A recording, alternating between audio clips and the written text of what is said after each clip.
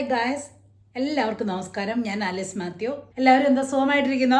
ആദ്യമായിട്ട് തന്നെ ഞാനൊരു അപ്പോളജി പറഞ്ഞോട്ടെ. കാരണം ഒരു മാസം മുമ്പ് ഒരു ബെഡ് ടൈം റിച്വലിനെ കുറിച്ച് പറഞ്ഞ ഒരു വീഡിയോയെ കുറിച്ച് ഓർക്കുന്നുണ്ടോ? ഒരു ജാപ്പനീസ് ഡോക്ടർ ഹിനോഹാര 105 വയസ്സ് വരെ ജീവിച്ചിരുന്നതും അദ്ദേഹം മരിക്കുന്നത് വരെ അദ്ദേഹത്തിന്റെ memory was sharp as a razor blade എന്നാണ് പറഞ്ഞത്.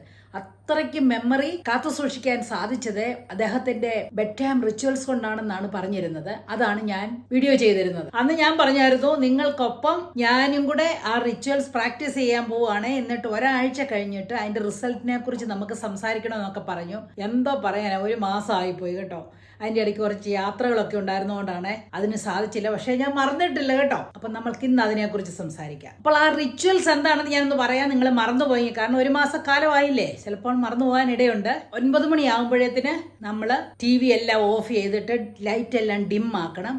അതിനുശേഷം നമ്മളൊരു ഹാഫ് കപ്പോ അല്ലെ 1/4 കപ്പോ ഗ്രീൻ ടീ അല്ലെ ചൂടായിട്ട് എന്നതെങ്കിലും ഒന്ന് ജസ്റ്റ് ഒന്ന് കുടിക്കണം. അത് കഴിഞ്ഞിട്ട് 5 മിനിറ്റ് നേരം നമ്മൾ ഡീപ്പ് ബ്രീത്തിങ് എക്സർസൈസ് എടുത്തിട്ട് പിന്നെ നമ്മൾ കണ്ണും അടച്ച് ആ ബ്രീത്തിങ് പോലെ നമ്മൾ കണ്ണും അടച്ചുകൊണ്ട് ചെയ്യാം. അതിനുശേഷം നമ്മൾക്ക് അന്നത്തെ ദിവസം നമ്മൾക്കുണ്ടായ നല്ല കാര്യങ്ങൾ, അഴുക്ക് കാര്യങ്ങളെ ഒന്നിനെ ഓർക്കരുത്, നല്ല കാര്യങ്ങൾ എന്താണെന്ന് ആലോചിച്ചിട്ട് അത് ഓർത്തിങ്ങനെ കണ്ണും അടിച്ചും കിടന്നു കഴിഞ്ഞാൽ നമ്മൾക്ക് കണിശമായിട്ടും ഉറങ്ങാൻ സാധിക്കുമെന്നുള്ളതാണ് അന്ന് പറഞ്ഞത്. ഞാനത് പ്രാക്ടീസ് ചെയ്യാനായിട്ട് നോക്കി, നല്ലപോലെ വർക്ക് ചെയ്തത് കേട്ടോ. പക്ഷെ എന്നും ഒന്നും വർക്ക് ചെയ്തില്ല. ചില ദിവസങ്ങൾ ഒട്ടും ഉറങ്ങാൻ പറ്റിയില്ല. പ്രത്യേകിച്ച് ഇപ്പോൾ ഉണ്ടല്ലേ, ബിഗ് ബോസ് സ്റ്റാർട്ട് ചെയ്തതിന് ശേഷം ഉണ്ടല്ലോ, എന്റെ പൊന്നെ, അതെങ്ങാനും കണ്ടച്ചെങ്ങാനും കിടന്നു കഴിഞ്ഞാൽ അന്ന് രാത്രിയിൽ ഉറക്കം കുളവാകും. നമ്മുടെ ബ്രെയിൻ നല്ലപോലെ റെസ്റ്റ് ചെയ്തിട്ട് നമ്മൾ പിറ്റേ ദിവസം ഉണർന്നെഴുന്നേറ്റെന്നാൽ നമ്മൾക്ക് നല്ലൊരു ദിവസമായിട്ട് തന്നെ അത് തീരും. ഒരു ഫോഗിനെസ്സും തോന്നത്തില്ല, നല്ല എനർജി കാണും, നല്ല ഉന്മേഷം കാണും, പോസിറ്റീവ് ആറ്റിറ്റ്യൂഡിൽ എടുക്കാനും സാധിക്കും. ഇത്രയൊക്കെയാണെന്ന് പറഞ്ഞാലും ചില ദിവസങ്ങളിൽ നമുക്ക്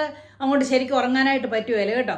അതുകൊണ്ട് ഞാൻ എൻ്റെ റൊട്ടീൻസിൽ ചില മാറ്റങ്ങൾ വരുത്തിയത് നിങ്ങളോടൊന്ന് ഷെയർ ചെയ്യാമെന്ന് വിചാരിക്കുകയാണ്. ഞാൻ കറക്റ്റ് 9 മണിക്ക് TV കാഴ്ച അങ്ങ് നിർത്തും. അത് കഴിഞ്ഞേച്ച് പിന്നെ ഒരു യൂട്യൂബും ഇല്ല, ഫേസ്ബുക്കും ഇല്ല, ഇൻസ്റ്റായും ഒന്നും ഞാൻ നോക്കത്തില്ല. പിന്നെ അത് കഴിഞ്ഞിട്ട് സാധാരണ ആരും വിളിക്കാറുമില്ല. ഫോൺ വിളിക്കാനായിട്ടുള്ളതൊക്കെ അതിന് മുമ്പായിട്ട് അങ്ങ് വിളിക്കും. അത് കഴിഞ്ഞ ആരും വിളിക്കാനും ഇല്ല. അപ്പൊ ഫോൺ ഞാൻ ചാർജ് ചെയ്യാനായിട്ട് കുത്തിയിടും. അത് കഴിഞ്ഞിട്ട് ഞാൻ എന്തോ എടുക്കുമെന്ന് പറഞ്ഞു കഴിഞ്ഞാൽ, പ്രാർത്ഥന ഞാൻ ഇതിനകത്ത് ഇൻക്ലൂഡ് ചെയ്യുന്നില്ല, അത് നമ്മുടെ ഓരോ റിച്വലാണ്, അത് നമ്മൾ ചെയ്യുക. പിന്നെ ചെയ്യുന്ന എന്നാ കാര്യം എന്ന് പറഞ്ഞാൽ, ഞാൻ പോയി ബാത്റൂമിൽ പോയിട്ട് നല്ലവണ്ണം ഫേസ് എല്ലാം ഒന്ന് വാഷ് ചെയ്യും.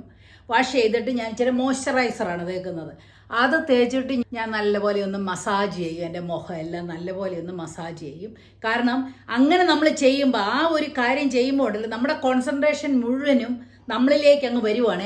അത് മസാജ് ചെയ്യുന്നത് എങ്ങനെയാണോ, വല്ല ചേഞ്ചസും ഉണ്ടോ, റിങ്കിൾസ് കൂടിയോ കുറഞ്ഞോ എന്നൊക്കെ അറിയാനായിട്ട് നമ്മൾ നോക്കി നമ്മുടെ ആ മനസ്സിനെ ഒന്ന് നമ്മളിലേക്ക് തന്നെ ഒന്ന് കോൺസെൻട്രേറ്റ് ചെയ്യിപ്പിക്കാനായിട്ട് സാധിക്കും. അപ്പം അങ്ങനെ ആ മോയ്സ്ചറൈസറൊക്കെ ചെയ്തിട്ട് ഞാൻ വരും.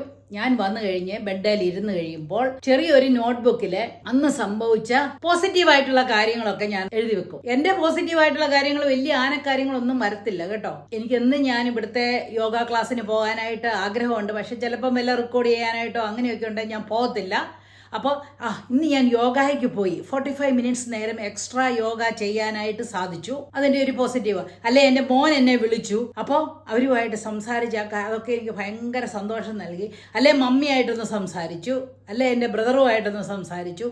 ഇങ്ങനെയൊക്കെയുള്ള ചെറിയ ചെറിയ ചെറിയ കാര്യങ്ങളാണ്. അയ്യോ, സന്തോഷമായിട്ടുള്ള കാര്യങ്ങൾ ഞാൻ 2-3 കാര്യങ്ങൾ എഴുതിയാൽ മതി. അല്ലെങ്കിൽ വേറെ ആരെയും ഫ്രണ്ട്സിനെ കണ്ടോ എന്തെങ്കിലും ആകട്ടെ, ചെറിയ വലിയ കാര്യങ്ങൾ സന്തോഷിക്കാനുണ്ടെങ്കിൽ അത് എഴുതുക. ചെറുത് ഞാനിപ്പം സിമ്പിളായിട്ടുള്ള കാര്യങ്ങളാണ് പറഞ്ഞു. ഇന്നും നമുക്ക് നമ്മുടെ ജീവിതത്തിൽ വലിയ കാര്യങ്ങളൊന്നും സംഭവിക്കണമെന്നില്ലല്ലോ. നമ്മളെ ഒരു കാര്യം ഇങ്ങനെ നോട്ട്ബുക്കിൽ എഴുതുമ്പോഴേ, പണ്ടൊക്കെ പഠിച്ചിട്ടില്ലേ, നമ്മളിങ്ങനെ കാണാപ്പാടെ ഓരോന്നൊക്കെ വായിച്ച് പഠിക്കുമായിരുന്നില്ലേ സ്കൂളിലൊക്കെ പഠിച്ചപ്പം. അന്നേരം പറയുമായിരുന്നു, ഇല്ല നീ പഠിച്ചതൊന്നും ഒരു പേപ്പറിൽ ഒന്ന് എഴുതി നോക്കിക്കുക, അന്നേരം അത് മനസ്സിലോട്ട് പതിയുമെന്ന്. അത് വളരെ കറക്റ്റാണ്. അപ്പം നമ്മളിങ്ങനെ ഒരു ജേർണൽ റൈറ്റിംഗ്, നമ്മുടെ പോസിറ്റീവായിട്ടുള്ള കാര്യങ്ങൾ നമ്മൾ എഴുതുമ്പോൾ നമ്മുടെ ആ നെഗറ്റീവ് കാര്യങ്ങളൊന്നും ഓർത്തില്ല, നമ്മൾ ആ പോസിറ്റീവായിട്ടുള്ള കാര്യങ്ങൾ മാത്രമാണ് നമ്മൾ ഓർക്കാൻ പോകുന്നത്.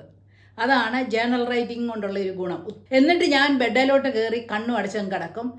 അത് കഴിഞ്ഞ് ഒരു ഡീപ്പ് ബ്രീത്തിങ്, ഒരു 10 പ്രാവശ്യം ഡീപ്പ് ബ്രത്ത് എടുക്കുകയും വിടുകയും ചെയ്യും. നമ്മൾ ഡീപ്പ് ബ്രത്ത് എടുക്കുമ്പോൾ എന്താണെന്നറിയോ ശ്രദ്ധിക്കേണ്ട കാര്യങ്ങൾ? നമ്മളിങ്ങനെ ശ്വാസം അങ്ങോട്ട് വലിച്ചെടുക്കുമ്പോൾ ഓർക്കേണ്ടത് എന്താണെന്നറിയാമോ? അന്തരീക്ഷത്തിലെ വായു എൻ്റെ 2 ലങ്സിലേക്കും കയറുന്നു. 2 ലങ്സും എയർ കൊണ്ട് നിറയുന്നു. അപ്പോൾ ഓക്സിജനായി ദാഹിച്ചു നിൽക്കുന്ന ബ്ലഡ് കാപ്പിലറീസ് ഓടി വന്ന് ഓക്സിജനെ മുഴുവനും വലിച്ചെടുത്തിട്ട് കാർബൺ ഡൈ ഓക്സൈഡിനെ വിട്ടുകളയുന്നു. എന്നിട്ട് ഈ ബ്ലഡ് ഉണ്ടല്ലോ വളരെ സന്തോഷത്തോടെ തുള്ളിച്ചാടി ശരീരത്തിൻ്റെ നാനാഭാഗത്തേക്കും ഓടുന്നു. അപ്പോൾ കാർബൺ ഡൈ ഓക്സൈഡ് തിങ്ങി നിൽക്കുന്ന ലങ്സ് ഫോഴ്സോടെ ആ വായുവിനെ പുറത്തേക്ക് ചാടിക്കുന്നു. പിന്നെയും ഫ്രഷ് എയർ ലങ്സിൽ വരുന്നു. പഴയ പ്രക്രിയ തന്നെ തുടരുന്നു. അങ്ങനെ ഓർക്കുമ്പോഴേത്തിന് നമ്മുടെ ശ്രദ്ധ മുഴുവനും നമ്മുടെ ആ ബ്രീത്തിങ്ങിലോട്ട് അങ്ങോട്ടായി, അല്ലെ നമ്മുടെ ശരീരത്തിൽ എന്ത് സംഭവിക്കുന്നു എന്നുള്ളതായി, അല്ലേ? അങ്ങനെ വരുമ്പോഴത്തേന് നമ്മൾ ശരിക്കും അങ്ങ് കാം ഡൗൺ ആവും. ബ്രത്ത് എടുക്കുമ്പോൾ നല്ല പോലെ ഡീപ്പായിട്ട് എടുക്കണം. എന്നിട്ടൊരു 4-5 സെക്കൻഡ് നേരം ഒന്ന് ഹോൾഡ് ചെയ്യുകയും കൂടെ വേണം. എന്നാലേ ആ ഗ്യാസ് എക്സ്ചേഞ്ച് നല്ലപോലെ നടക്കത്തുള്ളൂ. ഇങ്ങനെ ഒരു 10 പ്രാവശ്യം എടുക്കുമ്പോഴത്തേന് മിക്കവാറും നമ്മൾ ഉറങ്ങും. ഇത്രയും ആയി കഴിഞ്ഞ് കഴിയുമ്പോഴത്തേന് തന്നെ നമുക്ക് നമ്മുടെ ബ്രെയിനിനൊക്കെ ഇനഫ് ഓക്സിജനേഷൻ കിട്ടി. നമ്മുടെ ശരീരം, നമ്മുടെ ബ്ലഡ് വെസൽസ്, നമ്മുടെ എല്ലാ സെല്ലുകൾക്കും ഇനഫ് ഓക്സിജനേഷനൊക്കെ കിട്ടി. 10 പ്രാവശ്യം എടുക്കുമ്പോഴത്തേന് 1 മിനിറ്റ് അല്ലെങ്കിൽ 1.5 മിനിറ്റ് ചിലപ്പോൾ എടുത്തുനിന്നിരിക്കും കേട്ടോ.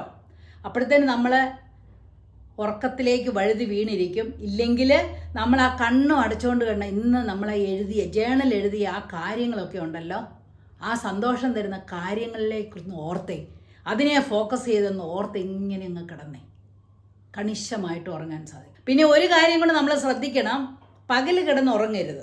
നമ്മൾ പകൽ എന്തുണ്ടല്ലോ, ചോറുണ്ട് കഴിഞ്ഞാച്ച് ഒന്ന് ഉറങ്ങണം, അല്ലെ 10 മണിക്കയ്യോ എനിക്ക് പ്രായമായി ഞാൻ കിടക്കണം, ക്ഷീണമാണെന്നും പറഞ്ഞിരുന്ന് അങ്ങനെയൊക്കെ കിടന്നു കഴിഞ്ഞാൽ രാത്രിയിൽ ഇനി എന്തോ ചെയ്തെന്ന് പറഞ്ഞെന്നാലും ഉറക്കം കിട്ടാൻ വളരെ പ്രയാസമാണ്.